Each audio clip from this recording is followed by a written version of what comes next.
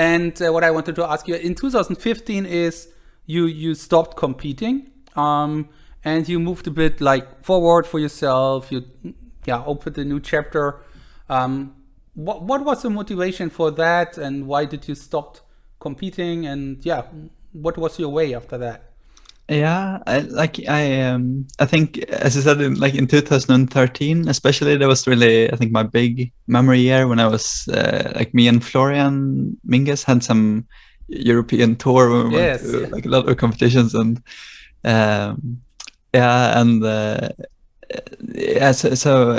then I was, of course, extremely motivated, and I really felt that, I would really love to just get sponsored somehow so that I could only practice the whole days and just get better and better.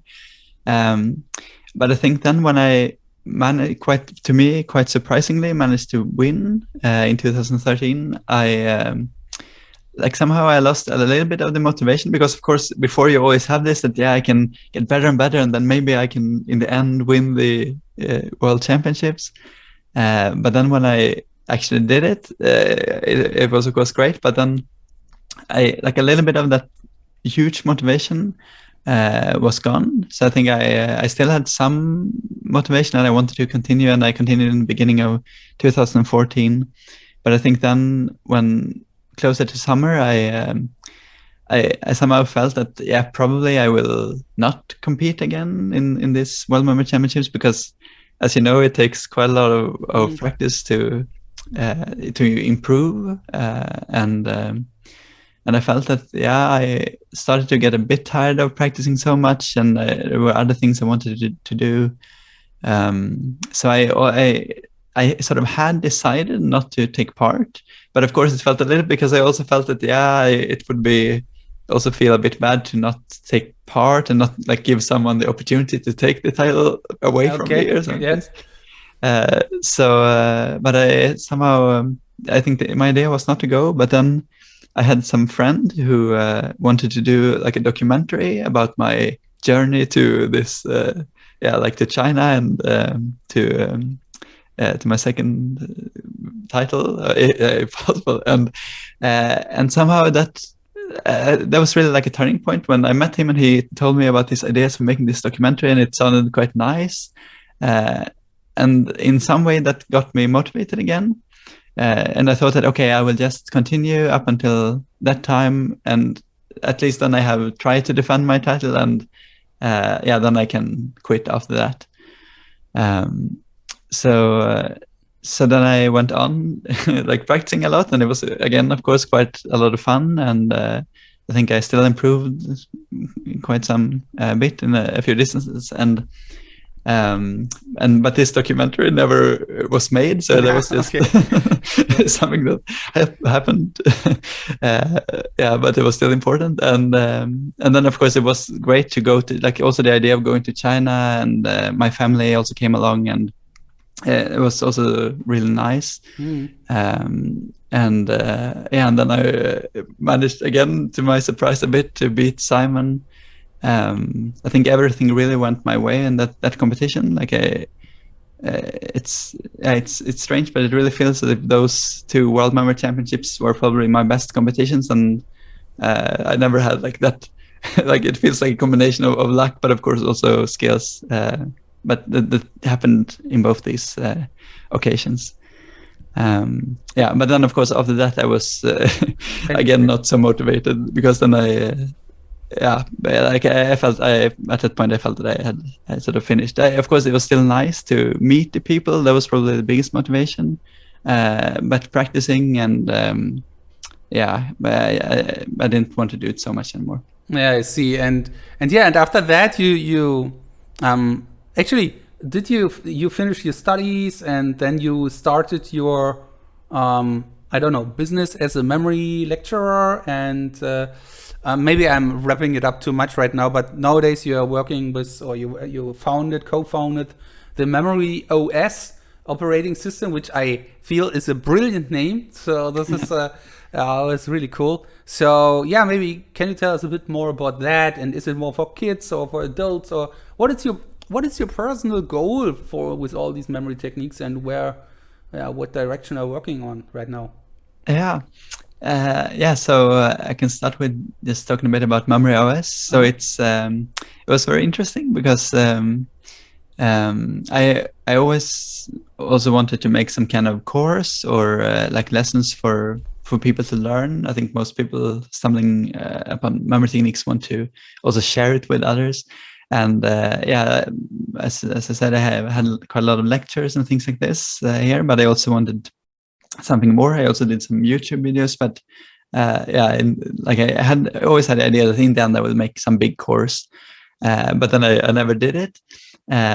But some years ago, I met with this guy Alex he's from the Ukraine, and he was traveling through Scandinavia, and he asked me to meet him because he had this idea for this thing, then this like app, or in the beginning it was supposed to be more like a computer game where you like combine memory palaces with some mission that you have, and like have to use your memory to unlock new things. And yeah, so like a normal, like a computer game, but with memory techniques intertwined in it.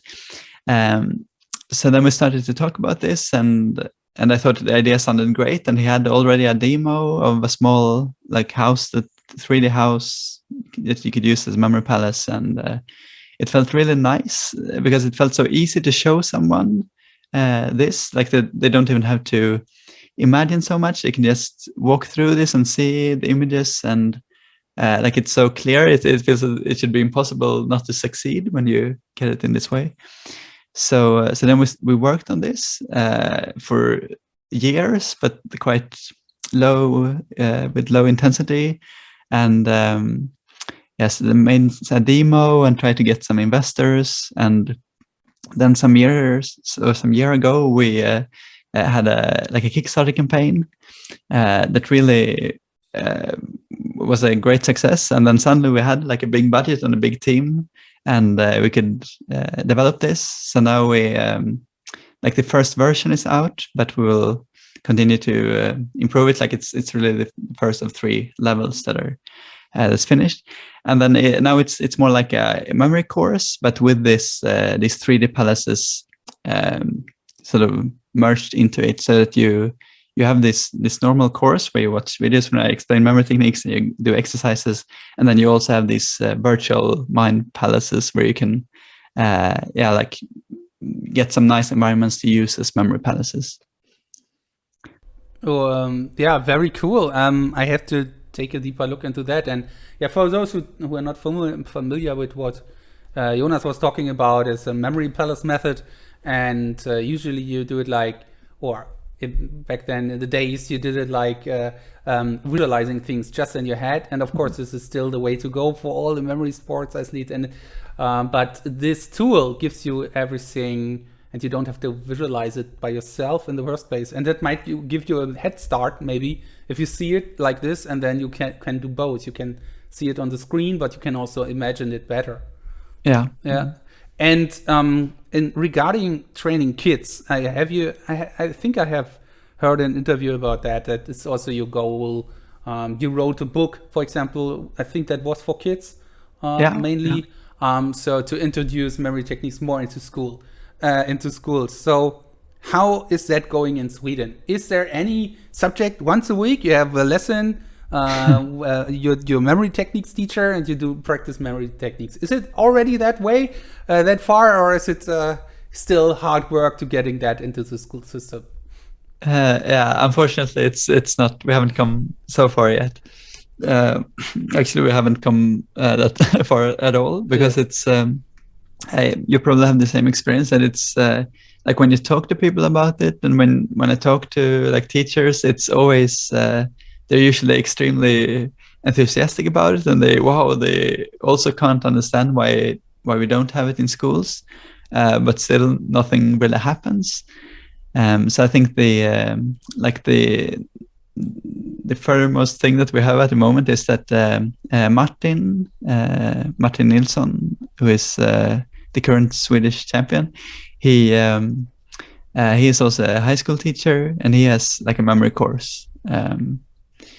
in his high school that he teaches, and that you can it's a you can choose to study the course, but then I think you have one or a few lessons per week in this, and it's the only such course in Sweden, but I think it's a start, and like when there is actually a course like somewhere in a real school, I think maybe it should be possible to inspire more people if we somehow can show that it really works.